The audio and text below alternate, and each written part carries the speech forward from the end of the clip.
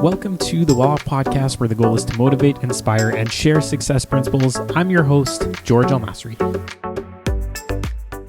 Sam McDadi is a Canadian entrepreneur, real estate broker, and philanthropist. He has a unique and innovative approach to the real estate business, and he continues to be one of the top-ranking realtors in Canada and has been for many years. He has supported various charitable organizations and initiatives over the years. He's an avid sports fan, and you can often see him courtside at Raptors games. On this episode, we discussed whether Sam's wealth comes from selling real estate or owning it, how Sam started building his real estate investment portfolio years ago, whether or not he still works with clients directly or delegates to his team, growing his businesses with partners versus just doing everything on your own, why he's passionate about giving back to the community, and also his projections on the real estate market moving into the end of 2023 and 2024. So I hope you guys will enjoy the episode. This was a really cool one. I've been trying to get Sam on the podcast for a while now, so I'm really glad that we were able to finally record it. If you guys enjoy the episode, I'll ask you to share this with someone you know, maybe a friend or a family member that will enjoy the content. And if you guys want to download some cool reports, so we've got some brand new ones that we've just released with regards to multi-unit investing and renovating units. So kind of a breakdown of what to do. You could go to welloff.ca/reports to download your free reports, and there's a whole bunch of other ones there as well. So there you go. Enjoy the episode. All right, I'm here with Sam McDadi.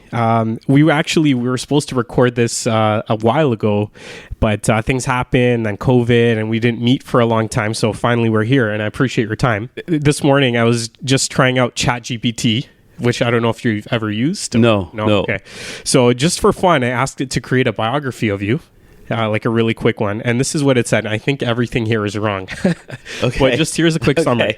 So Sam McDadi is a Canadian entrepreneur, real estate broker, and philanthropist. He was born on March 16th, 1961 in Baghdad, Iraq, and grew up in the United Kingdom before moving to Canada. He started his real estate career in the 1980s and became one of the top performing agents in the Mississauga region. In 1990, he founded his own real estate brokerage, Sam McDadi Real Estate. So anyway, there's more, but that's all wrong, isn't it? Quite a few wrong. Yeah. I mean, there's maybe a couple elements that are right, but a lot of wrong components for sure. Were you born in 1961? No, I was not. No, okay. Yeah. So I don't know. They must have confused you with something else. Yeah, it's interesting. But as part of my preparation for this, I found out you were Lebanese. I am. So I'm also Lebanese. Oh, amazing. Great. For some reason, when you talk to Arabic people, they all think you're from somewhere different. Oh, really? So I have actually heard people say that you're from Iraq and that kind of thing. Do you know why people get confused? I'm not sure. I mean, I've heard all sorts of, where's Sam from? Where's his origination? And I've heard many different, I guess, I've even heard Spanish. I've heard Indian. I've heard, Egyptian. I've heard, it runs the gamut, I guess, right? So yeah. Is McDadi a Lebanese name? Because I don't think I've ever met anyone else with that. I think it was just with a translation. So it's, Arabic. And so I guess when my family migrated over, they, I guess, put their spin on it and they put an MC on it. So it's been an interesting conversation piece for sure. Yeah.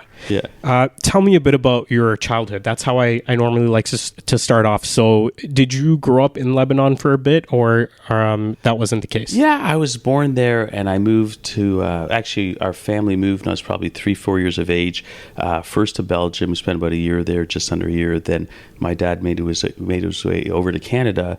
And so I was here since I was probably the age of 4. So I don't really remember much of, my birthplace, Beirut. So most of my formative years were in Canada and more notably in Toronto as well. Sure. Was that in the 70s that your family made the move? Yeah. I think maybe late 60s, early 70s. So just before the Civil War. Yeah. So you guys were pretty lucky to get out before. Yeah, it wasn't by design, but I guess it was good. And especially now how bad things are today. Yeah. Right? With, I've got an uncle there, unfortunately, who, was a doctor and had a, pretty successful career. And he's retired now. And, I guess now he can't access his money and it's been very challenging. Oh, yeah. Right? So hearing that's really sad as well. So yeah, I've shared this before, but my grandfather, he recently passed away a couple years ago, but he and his wife had saved up all their money for years and years. And basically he was living off that money. And then once a couple years ago, when there was that huge explosion, then they experienced hyperinflation.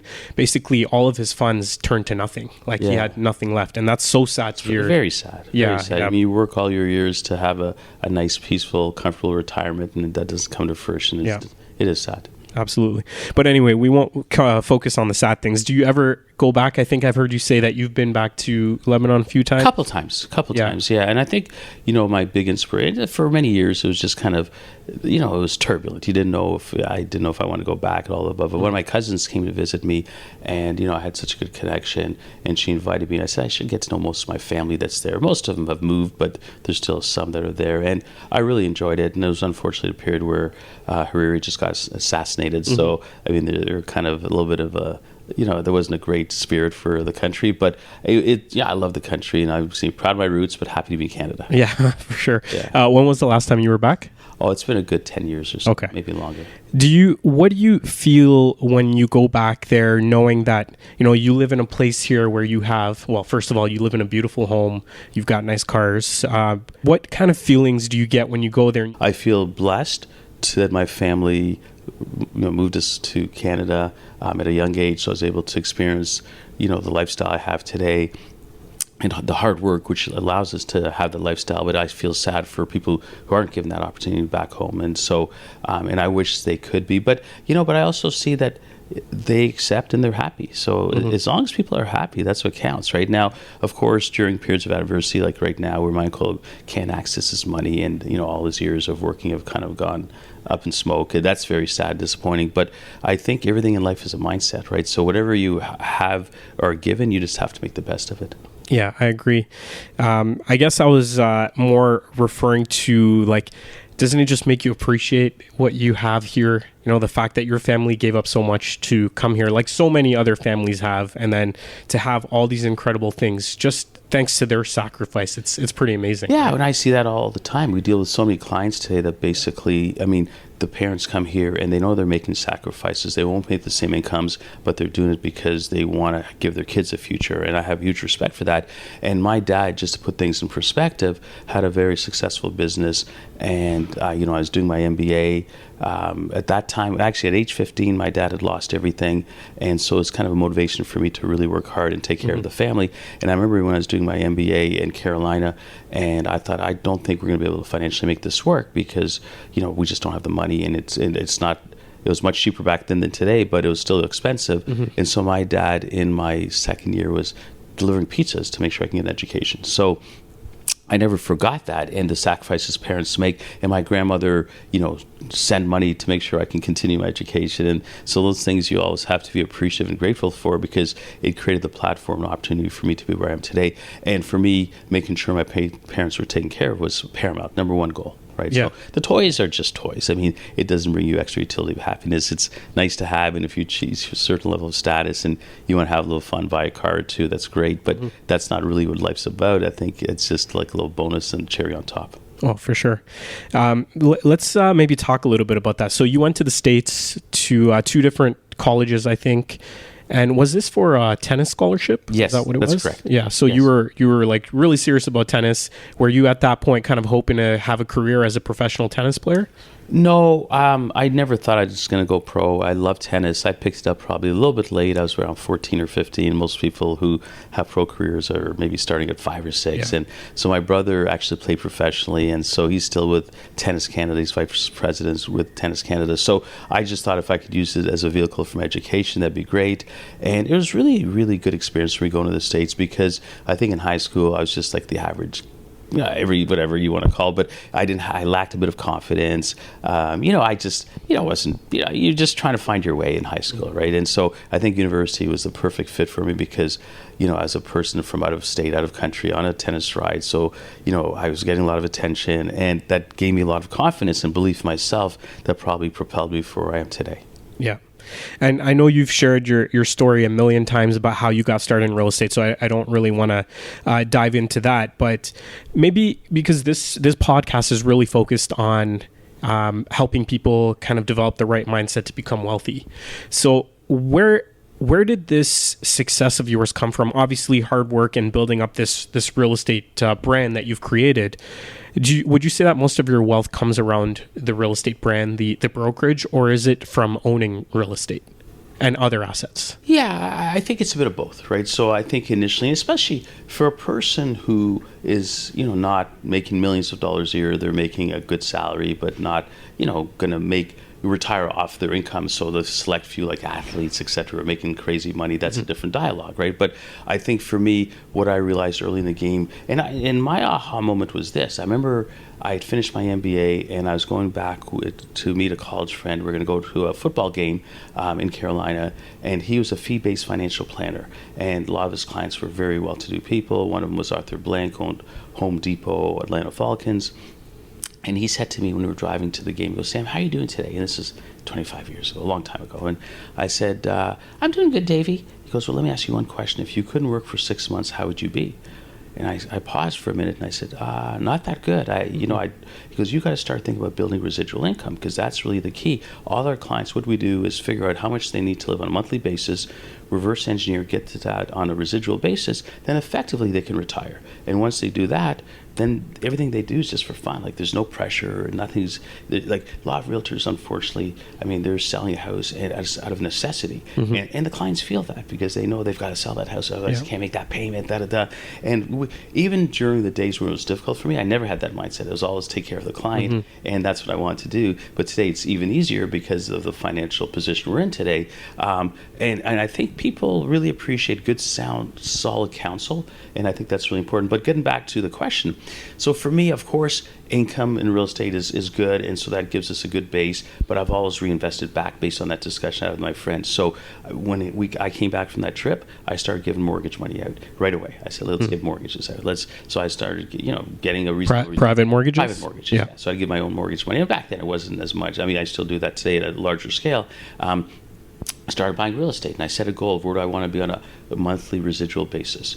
And my number was X dollars, and I worked really, really, really hard, and I got there within 2-3 years. So prior to that conversation with your friend, you didn't own any rental properties at that point? I think I just may have bought my first one. This was going like I was in my 20s and stuff, and so I think I just bought one possibly, but I wasn't really thinking that way. I was just thinking, like maybe everybody else, and I was thinking about delayed gratification and do the right things today, build a good residual income base, so then you can set yourself up for life, and after that you can enjoy the fruits of your hard work, and you just pretty much live off the interest or the capital. And that was when he said that to me, it's like the light bulb went on. I said, that's what I got to do. And I kind of counsel a lot of people about that, saying, listen, if somebody's making millions a year, okay, you can probably do okay just on that, right? But if you're making 100, 150, 80, 70, then you got to have a game plan to have long-term wealth. And it's not overnight. So a lot of people want to do it overnight. And I think people need to understand it's a 5-10 year game plan, but if you do it the proper way, you can set yourself up for life. So you need to know, where do I need to be, where do I want to be, and start working towards that. Most people today, especially the younger generation, they want it all today, right? And that's a mistake, because looks from the outside can be deceiving, right? So they might be having these flashy cars, nice clothes, but if they're heavily indebted, they don't really own it. The bank owns it, right? So really you want to own it. And I think the lesson with my dad was that he got pretty leveraged when I was a young guy and he had a successful business. I didn't want to be that person, so everything I bought, I had to pay for it. And if I couldn't pay for it, I was going to buy it. Now, of course, if I was going to do a crazy big and let's say high-rise development that it was you need hundreds of millions, then of course you'd have to probably tap into capital, right? But failing which, my belief was, and there's varying conflicting viewpoints, but for me, what felt more comfortable was being risk averse and not having debt load, so I could sleep at night knowing everything was paid for, and that made sense for me. And that's what I did. And interestingly, like when I said, when I hit my goal in 2-3 years of my monthly, where I want to be on a cash flow basis residual, one thing happened: my lifestyle changed, so that needle had to get moved up, right? So, but it's pretty interesting, because I think anybody can do it, and if you start younger, you're in a better place to make that happen. So it sounds like within 2 to 3 years of that conversation with your friend, you were able to buy different assets to get that cash flow that you wanted, and you were able to do it without really much debt. Is that right? The first couple of years I had a little bit of debt, right? But the goal then was, okay, now after I had the discussion with him, because I think I had that discussion, it's years ago, but I already owned a house. I had that one property that I had flipped, made a couple dollars, not too much. And so the thinking was, okay, after that discussion, let's pay everything off. So I'm going to work super hard, pay everything, buy investment properties, put mortgages out, get to this number, and then I'm good, right? And then until I decided lifestyle had to, not that I decided that, my lifestyle did change, right? So, so I start off with a small base, with now a clear directive of what I want to do. And I think that was really the key. Okay. Yeah. So where were you investing? Was it in Mississauga, like in terms of your rental properties? And then also, what other investments were you involved in other than the private mortgages, if anything, in those first couple of years? So to me, what I've understood and what works well for me and what resonates with me is that the real estate space. And so I'm very heavily weighted real estate assets being mortgages or properties, right? And, do I dabble in the equity world? Modestly, RSPs, but I don't really understand that, and most of the times I haven't succeeded, right? So for me, I thought, well, I know real estate. If I'm going to give a mortgage out, then I can figure out the values. I can figure out my risk preferences and tolerance, and I can make a comfortable decision, an informed decision, right? And I think that was really important. I think buying real estate, I know if it's going to be a good deal or not. So, and even if it wasn't the best of deals, I know over time it's going to appreciate, right? And I think on average, prices in the GTA double every 10 years. So even if you bought at the wrong time, if you bought last Q1 2022 and it was red hot, in 5 years from now, you'll still be okay. You might be offside today for a year or two, but it's going to come back because real estate's really resilient here. So I believed in investing in real estate and all things real estate. Sure.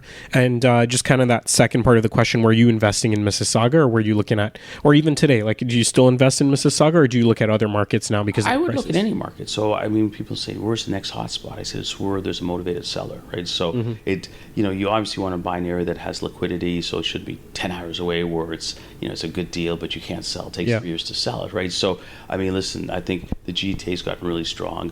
I mean, you can go outside and even, I've bought quite a few properties recently that are pre-construction the last couple of years that are in St. Catharines, Collingwood. So, and I also think diversify your real estate portfolio. Don't buy in just one location, because if something goes awry there, then you're still protected. So if you've got 10 properties, one's in an area that hasn't performed as well, 9 others will make up for it plus some. But if you buy all in one location, then you're subject to what that market's doing. Sure. Would you say that you're more of a cash flow investor or an equity investor? In the sense that you're investing for appreciation over the long term, or more so for the cash flow?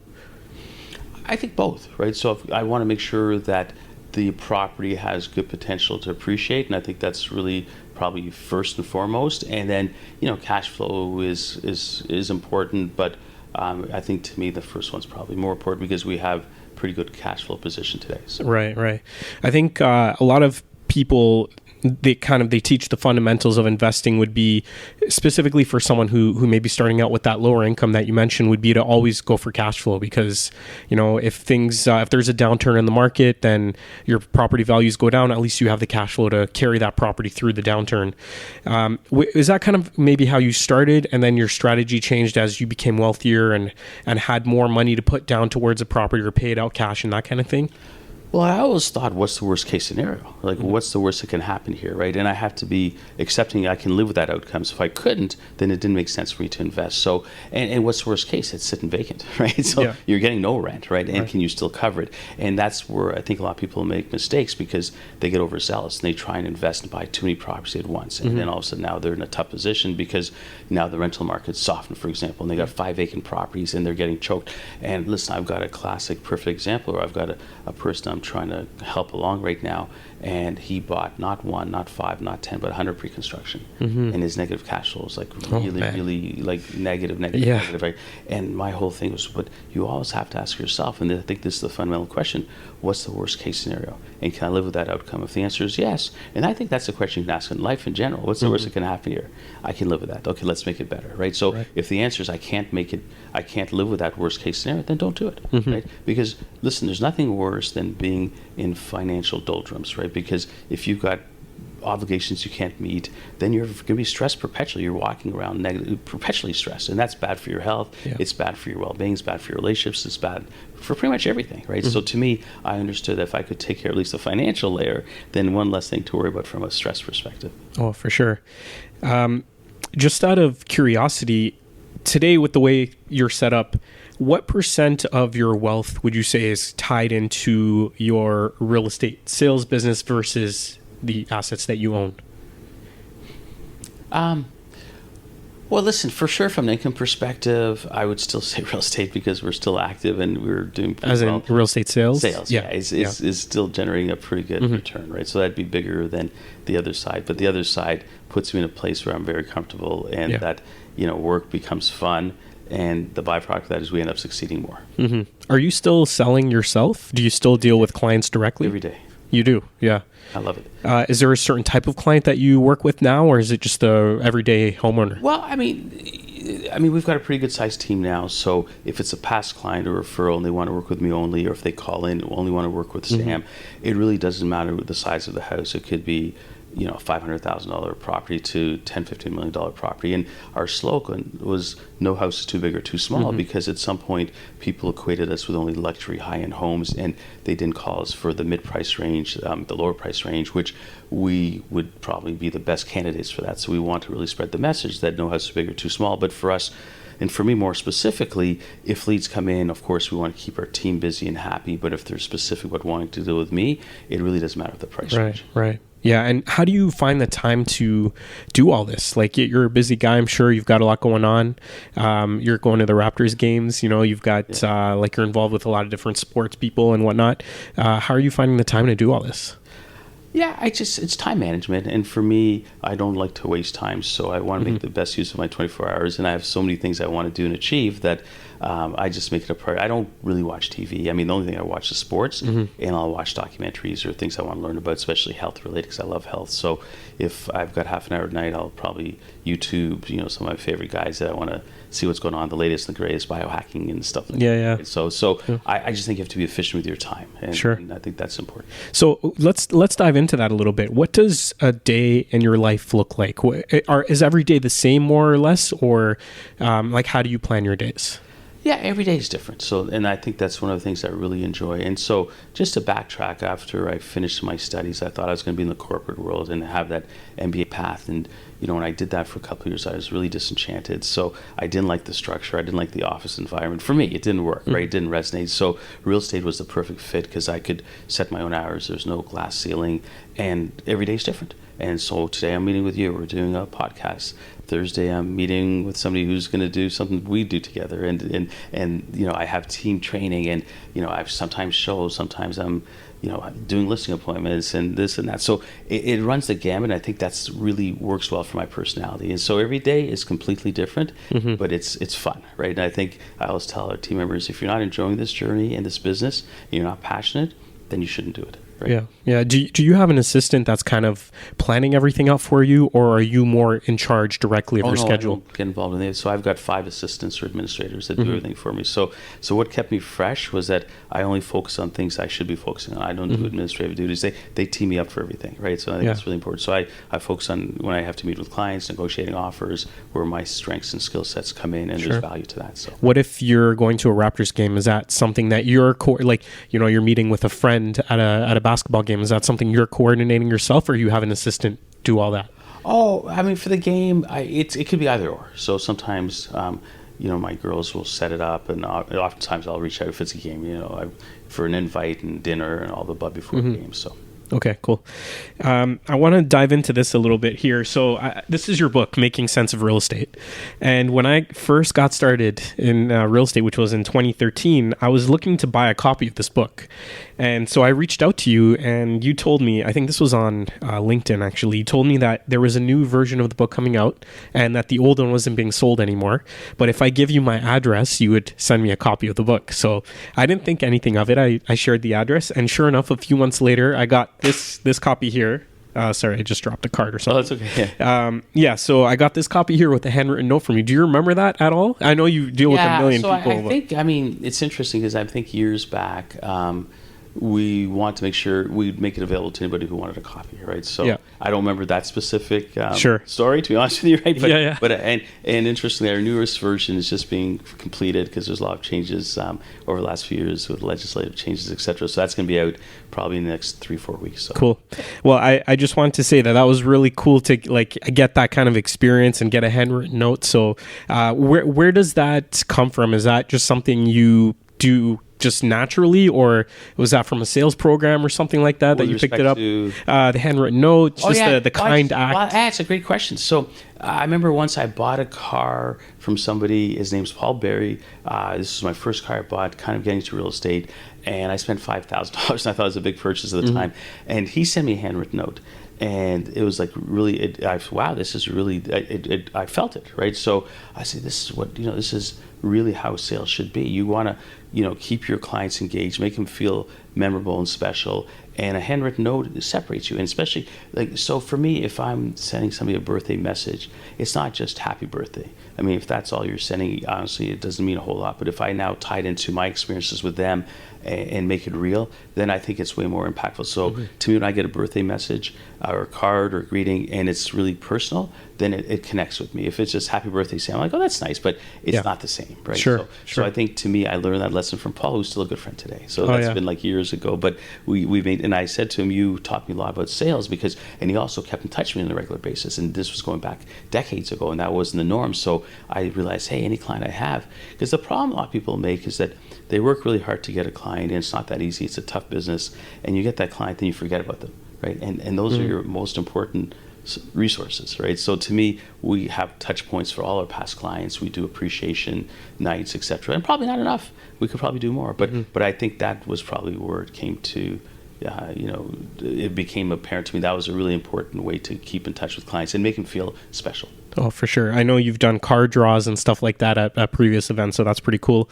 Let's talk a little bit about the importance of relationships. So somebody who's experienced a lot of success in the real estate industry, how much would you attribute that success towards building strong relationships with people?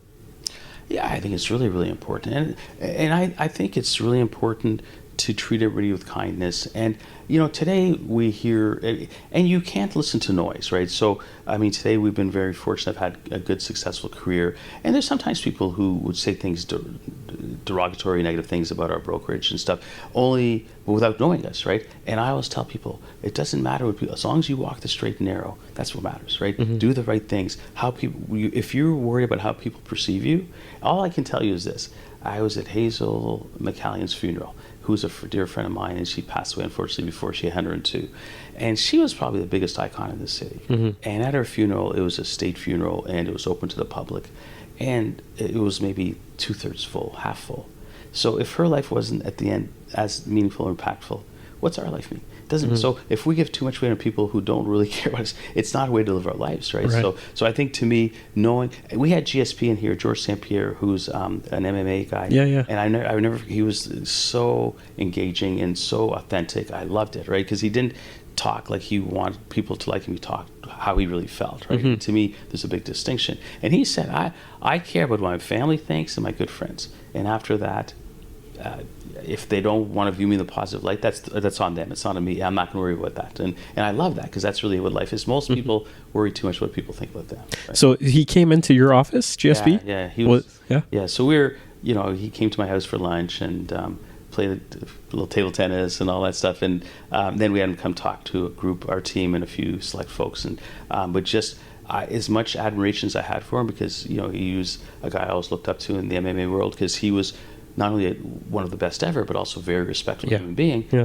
His stock with me went up even greater because of the way he conducted himself during our half day together. For sure. Now, I've seen photos of you with all sorts of different people, all sorts of athletes, famous people, all this. How does that happen? Is that just something that you reach out to these people and have a connection with them, or maybe you can just explain how you're able to connect with all these different people? Well, most of the pictures you'll see are usually either tennis or basketball. In tennis, because of my relationship in tennis with my brother, who's VP of Tennis Canada, I've got a good friend, Carl Hale, who's tournament director for the Rogers tournament. So when the players come in town, I have the opportunity to meet with them, and that's because of the relationship I have with my friends and brother. And then with basketball, it kind of grew organically. So since I've been courtside for 5 or 6 years, I've developed a relationship with MLSC, so a lot of the players, I help them with the real estate, etc. And we do it under the radar. We don't really talk too much about it, but and the byproducts, we do develop friendships, etc. And it's been a lot of fun. When I look back and think about the journey we've been on and where we are today and what's in store, it's great. I probably would pinch myself and think, wow, I'm not sure if we'd get there, but now that we're there, you just got to keep going. Yeah, for sure. That's awesome. And I love that you kind of developed a relationship with basketball over time. Being a big basketball fan myself, it's nice to see that more and more Canadians are starting to kind of fall in love with the game, which is really cool. Most of the like really successful people that I've come across, they always seem to have like a business partner or somebody that they work alongside of and grow together. Was that the case for you? I know you've got your Sam McDadi brand, but did you have people in your life that really contributed to the success? And did you grow alongside other people? Listen, I've been in different mastermind groups and I've had mentors. I've got a good friend of mine who now resides in Florida who I'd, bounce a lot of ideas around. But I think for the most part, I created it myself. Mm-hmm. Yeah, I mean, I think it was just my vision, my hard work, with the help and collaboration of all, my family, my teammates, my friends to help propel us and motivate us and believe in us, right? But I think the brainchild was largely my own. Right. Yeah. Does it bring you pride and kind of like joy to see your family's name all over Mississauga on signs? Is that kind of what you had in mind when you decided to put your name on the for sale signs? Today, I'm probably a little desensitized, but I think, when we first went from Remax to McDadi Real Estate, and then we saw our signs kind of interesting story though. I'll tell you, when I was with Remax for I think 14 years, quite a long time, and we decided to branch out on our own 2011, maybe 13 years ago, 12 years ago, and the first day, and we had 4 or 5 months, we were getting ready for the transition, and I had lunch with our broker, said our goodbyes, etc. at the time, and we were already excited, and from 9 to 12, there wasn't one phone call. So I'm like actually turning red now, thinking maybe we miscalculated. We thought our brand was ready to carry. Maybe it's not. And then we get a call at 12 o'clock from the phone company saying, oh, your lines were down. Now they're up and running. And so I was like relieved. And from there, things just took off, right? Yeah. So, but yeah, I've had people that have been really influential in my life, but I think I knew that I was a self-starter and I was driven to do well and nothing was getting in the way, and it comes with a lot of sacrifice. And I tell my team members, are you ready to pay the price for success? Because a lot of people aren't ready to pay for the price. They want it, but you got to really, like, if somebody said, I want to be at the house at 5 a.m, I'd be there. 4 a.m, call me 2 a.m. It didn't matter. Whatever it took, I was going to succeed, and there's no option of failure, right? And and I think people don't have that mindset as much as they could or should if they want high-level success. Yeah. What about when it comes to your investments, your real estate investments? Is that something you also took on all on your own, or would you say that you've partnered with a bunch of people to help grow your asset base? No, I mean, there's a few times I've JV'd on some projects, but for the most part, it's just been my own. Mm-hmm. And I think the reason for that is I had a business relationship that didn't go too well. I was involved with a company that we thought it was real estate investments, and the partner wasn't, didn't work out for us, right? So I thought, and I remember my dad had some failed partnerships in business. Yep. So I said, I'm not going to do partnerships, right? So I'm just going to do it myself or not at all, right? Now, if there's an opportunity to do a JV on one project, an isolated opportunity, sure, but I wasn't going to partner up with somebody indefinitely. Sure. What does your family think of what you've accomplished? I'm sure you probably shared with them your vision when you were younger. Did they believe in your vision? Did they believe in what you were trying to do? Did they think you were crazy for getting into real estate when you went to university and all that? They're very supportive. I'm sure there's times they had doubts, right? So, because, leave the corporate world and get into real estate, and this was going back decades ago where, most people wouldn't have probably had many degrees in real estate, et cetera. And that wasn't probably the expected path, right? So, but no, they've always been really supportive. And I think now, my dad passed away 2001, so 22 years ago this June. But before he passed away, I bought my parents a home, and he knew my mom was going to be taken care of, which was really important for me because she had gone through a lot of hard times, and she's but Lebanese, she was the best mom, right? She sacrificed her life for us, right? And to this day, that's all she does, right? And she's 85, God bless her, and she's still really healthy, and knock on wood. And she walks and does Tai Chi every day. But I think they're really proud of what I've accomplished. And more importantly for me, I've been able to make sure the family's always been taken care of, right? So that was, like I said, we talked earlier, the financial success is great and buying the toys is fun, but knowing that, my brother's daughter could go to Brown University, which is an Ivy League school, and, she wouldn't have to worry with the funding, or, his son now plays tennis at a high level, and if they need funding, I'm going to help out. So, I think that's been really, and my mom never having to worry about anything ever again in her life was really probably the most important thing for me. So, would you say that your success over time brought your family closer together, or did it push certain people away? No, it's funny. A lot of times money can push people away. We've always been really close. And even when we lost everything when I was a teenager, we still were all very close and united. So to me, I think we've always been really tight. And money didn't change anything for us except ensure the bills were paid. Yeah, for sure. Yeah, money's a good thing. I know sometimes people are taught that it's not so good in different religions and whatever else, but I think it's always good if you're able to make some money, take care of your family, then for sure. Let's dive into your foundation a little bit. So I believe that you have this is, I think, off ChatGPT, so it might be wrong, but the Sam Foundation, is that right? No, that's not correct. So there's no Sam Foundation. No, hey, I think everything was wrong on this. It's interesting, but it's not wrong. But you're involved in giving back to a lot of different foundations, right? So tell me how that got started and why you were passionate about giving back. I think it's important. I think if you're in a position where you can help, and especially for a good cause, then I think people have had some level of success. I feel that if it's only about them, then they've missed the point, right?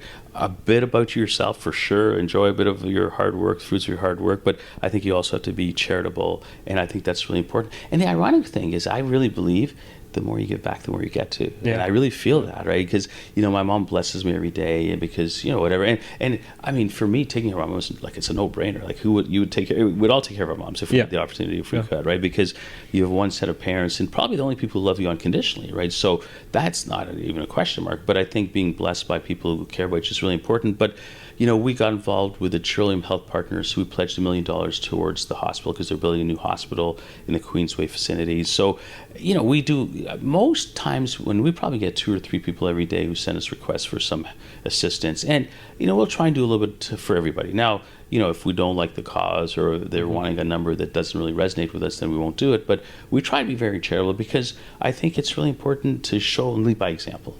Sure. Now, when you're trying to select somebody to contribute to, or an organization to contribute to, do you ever feel you want to be directly involved in some way, or are you okay just giving, as long as you know that there's good people that are organizing the event or whatever, and then you're okay? Yeah, I don't need to be as involved. It's not as important to me. If there is something that's really close to me and I think I can bring some value, then maybe my level of involvement might make sense, but otherwise it's not a paramount for me. Yeah. Let's shift things a little bit here and talk about the economic environment, given the recent changes in the last couple of months, maybe a year or so. What do you think will be some of the trends that we are going to experience over the next year or so, given the higher rates that we've experienced, the prices coming down, all that sort of thing? Well, I was foreshadowing or projecting this year would be a flatlined year in terms of price increases or appreciation. But much to my surprise, and Q4 2022 was not a really good year or quarter for us. And, December was a tough tough month. And I think it was largely predicated by the fact of the uncertainty of rates and where they were going. And there was such a, there was, 7-8 rate increases during the course of the year, amounting to the better part of 5%, right? So it was I don't think I've ever recalled a 5% rate increase in one fiscal year, or almost 5%. So, but ironically, and this is where I'm a little surprised, is in the last 2 to 4 weeks, the market seems like it's really picking up. And I didn't really project or foresee that, because I thought, well, affordability is really difficult today. Even $1 million mortgage, say, which, a couple of decades ago was a monster mortgage, say, is just a very average mortgage. The income requirement's $250,000, $300,000.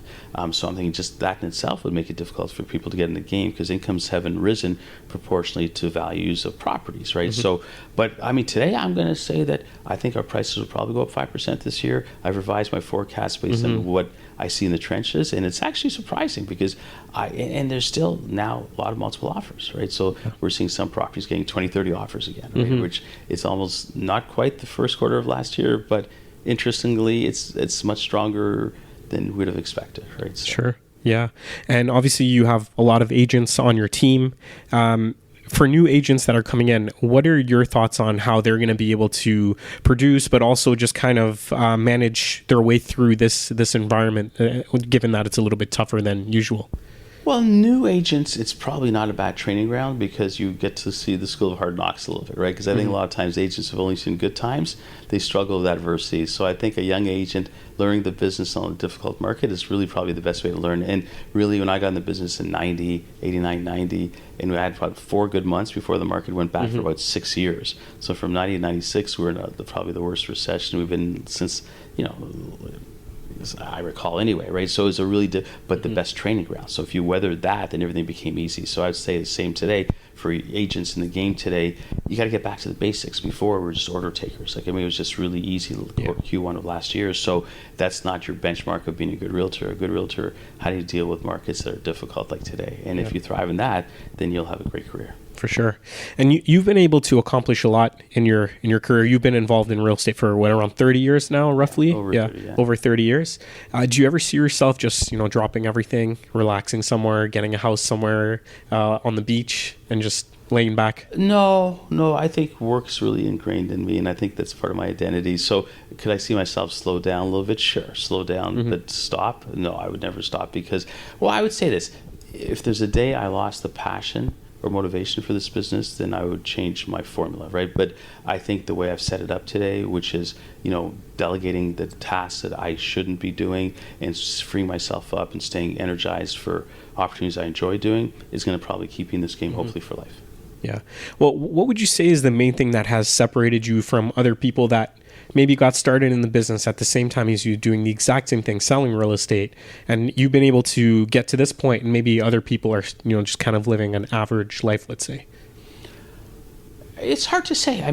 I think what we're most proud about is that we became relevant and we stayed relevant. So we got to the top and we stayed at the top, right? And I think that's the hardest thing to do in anything. So if you're an athlete, because once you're number one, let's say, for example, tennis, you have Novak, Rafa, these guys, everybody's going to gun for them, right? Because now they've got a bullseye on their back because people want to beat these guys. They're hard to beat. But now, if you're number 100, nobody really pays attention to you, right? Sure. So same thing in real estate. When we got to the top, we had to run it with honesty, integrity, be squeaky clean, do all the right things to you stay at the top year in, year out, right? So, and I think a lot of the realtors, they want it for sure.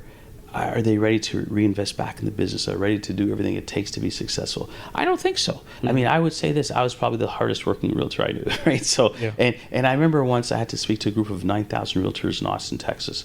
And, I was the Canadian guy and there's one American person and it was a mega, agents that were talking with Gary Keller. Yeah. I remember the night before I went to bed at 9, 10 o'clock, had a good night's sleep and wanted to make sure I was really fresh. And everybody else was out drinking till 3, 4 in the morning. I said, these guys can't compete against me. They might be equal, better, greater, talented.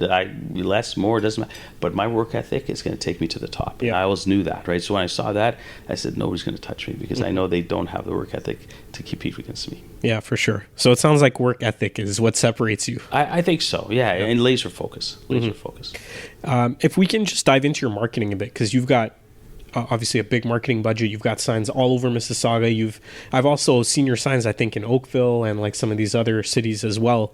Can you tell us about your marketing, how you, first of all, decided to get started with it? How do you kind of measure the returns? Because you've got so much money out there. How do you measure the returns you're getting on bus ads and whatever other ads you're doing? It gets harder to measure because we try and do a bit of everything so that we're branded across the board. So if you're watching CP24, we're on there. If you look at the billboards, global, this, that. So, but every time we're fielding calls, we're obviously asking the question, how did you learn about us? And oftentimes they'll say, oh, we see you guys everywhere. So we can't really pinpoint one place, right? But sometimes they'll say something that's more tangible. Yeah, we saw, your ad on ABC, right? So we're trying to say, okay, where do we want to double down on? Where's our best ROI? Where are places that are no longer working? So if we look back 2 decades ago, print was the be-all, end-all. Today, print doesn't exist. It's just a small piece of the puzzle for us. And ironically, that was the most expensive piece for us because back then, in my height of the print era, I was running 4 full pages in the Mississauga News, which was $10,000 a week, just for one publication. Wow. So that's $500,000 going to that publication. Yeah. Forget about every other publication and the billboards and this and that. So the nice thing about online is it's a much more cost-effective proposition too. So if somebody's just looking to get started, kind of to maybe get increase their business with marketing, what would you suggest doing to grow your business through marketing? Well, I think, it's take a percentage of your earnings and put it towards your brand and reinvesting in yourself. And I think when we talked earlier, what did other people not do 30 years ago that I did? I want to be clear that I want to have a brand that is identifiable and synonymous with real estate. So by reinvesting back in the brand, which I could have taken that money and put it somewhere else, but I said, no, I'm in for the long haul, so let's reinvest.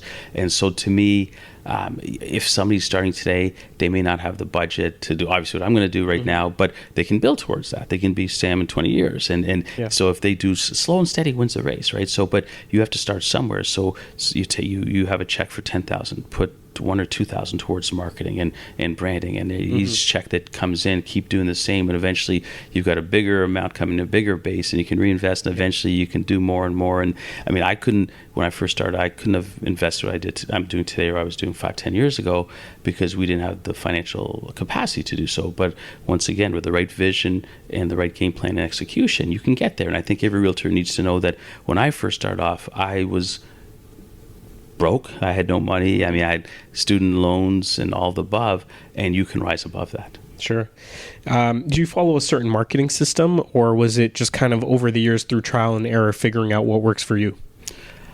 Yeah, a bit of both. I mean, there's no real per se marketing system, but I think that, I'd say let's try everything. Let's try a bit of everything, but really measure the results, right? And this was in the early years, so let's go in the real estate book. Let's go in the homes and land. Let's go in this, and let's make sure every call gets tracked, so we know we're getting our best bang for our dollar. And there's places that we're doing really well, so we said let's definitely double or triple down, because that's, even if we just broke even on one vehicle, but it created brand awareness, and it was still fine, right? But obviously you'd like to see a 2 or 3 times ROI. Sure. Well, thanks for covering the marketing piece. Maybe just before we end things off, do you want to tell us what the future is going to be like for you? Do you have any other ventures that you're really interested in? Anything that's got you really excited? Yeah, so we've been fortunate that, we started off our base in Mississauga, and now we have 7 offices, 2 in Mississauga, 1 Oakville, and 1 Milton, 1 Burlington, 1 Hamilton, and we bought a place at Yonge and Lawrence, so we're going uptown as well. So we really want to have a strong foothold in the GTA, and so we're still in the growth mode. It's not like let's rest on our laurels. So I think the next 2-3 years, I envision adding another 2 or 3 offices to get to maybe 10.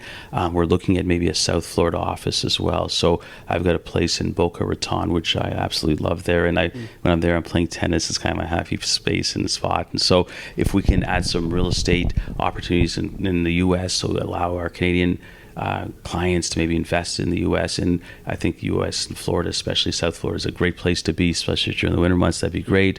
And I'm going to continue to all things real estate. So we're looking now at development opportunities. So, if I could develop some low, mid-rises, high-rises, that's on the horizon as well. We've got some land in Hamilton that we're looking to develop, maybe 29 stories. So I love what I'm doing, but I'm still risk-averse. I'm risk-averse. That's the key message for me. I'm risk-averse. But while I go on this journey, I want to keep enjoying it and prospering, but making sure we take measured risk. Sure. And just out of curiosity, do you have, with regards to opening your offices, do you have somebody that's dedicated towards building and implementing systems to be able to have successful offices, or is that kind of something you're taking on as well? No, I do a bit of that, but I've got my supporting cast is great. So, my gals are great in terms of making sure we have the right structure, the right systems for all the offices. So we just opened Hamilton. We introduced it or unveiled it to the team a week ago. I promised my designer I wouldn't look at it till it was developed. And I said, you've got free reins. Now, she's done a lot of my other offices, so I was comfortable letting her run with it. But it's gorgeous. Like, it's so beautiful. And, yeah, we're really high. And the nice thing for us, George, as well, is that all the properties, all the real estate that we have, offices we own, so it's still real estate, right? So, right. So it's now still a year. Now we're talking about it's appreciate. So when we bought this property versus what it's worth today, because this could be developed into a mid-high rise. It's 3-4-fold, 5-fold what it was probably worth. Yeah. So I think while we're prospering in real estate, we're also prospering on the real estate side. And if you look at a lot of car dealerships, they make a lot of money on the real estate component, right? So if you look at like one of my friends, Nav Badia, he does does really well, obviously, in the car sales. It was a tough couple of years because you couldn't get cars, but he owned his real estate, and that also appreciates, right? Sure. Oh yeah, that's awesome.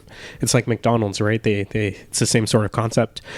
Before we end things off, do you have any final messages for anyone listening? Anyone that's maybe aspiring to build what you've accomplished, or become wealthy, or financially free? Well, listen, I think everybody can get there, right? And to me, you have to have a game plan. And for myself personally, that Atlanta trip where I went with my friend and, kind of the light bulb went on, I think it should hopefully happen to people at some point where they realize, hey, delayed gratification. If I can maybe save today, invest in a few short years, I can do whatever I want. But if I'm going to spend all the money I make today and have credit card debt, I'll never be in a good place. So if you want to have financial freedom, regardless of your income, save more than you spend, right? And more than you make. And then when you do that, put in appreciating assets like real estate. So if you can get into real estate, and you don't have to buy 5, 10, 15 properties, buy one property, enjoy that. And if you enjoy that experience in 2 or 3 years, add another property, start paying that down. And you can visualize in 10, 15 years, you've got 3, 4, 5 properties that are paid for, that are giving you a really good cash flow position, right? And I think that's the way to look at life, and everybody can get there. And so even if your income isn't, 3, 500, a million, 5 million, 10 million, it doesn't matter. We can all achieve financial success, but you have to be disciplined. Yeah, it's interesting you say that, because like I've interviewed a lot of different investors, and it seems like almost everybody, probably 99, everyone actually, has said to leverage your assets. Like buy that first property, then refinance it or get a HELOC or whatever. But you're saying don't do that. You're saying pay it down. No, listen, I think there's a point where, let's say you get it down to 50% loan to value, like you've got to, and you want to take some money out for a good investment, because that's the only way you can do it. In my case, I was fortunate enough that my income was allowing me to pay off the properties, right? So I wouldn't say that's the formula you have to apply for everybody, because I think if it's good debt and measured debt, then it's not a bad thing to look at, right? In my world, I didn't want to do it because of my experiences and my abilities to maybe pay off the assets quickly, right? But I think somebody making an income that's different, there's nothing wrong with that, right? But still be measured. Don't do that and buy 10 properties. Buy one more, and then make sure you get comfortable. So if you're refinancing out and putting it to another property, which is good debt, don't do what my friend did and buy 100, right? Because you're going to find yourself problems then, right? And so I think always ask yourself worst case scenario. Okay. Got it. Sam, thank you so much. This was great. I appreciate your time, and it was great that we finally got together. It's a pleasure. Thank you for having me. Thanks for listening to this episode. Your support is truly appreciated. And if you can share this with a friend or family member that might benefit from the information, remember, our goal is to motivate and inspire others to take action and to build wealth and to become well off. Enjoy the rest of your day.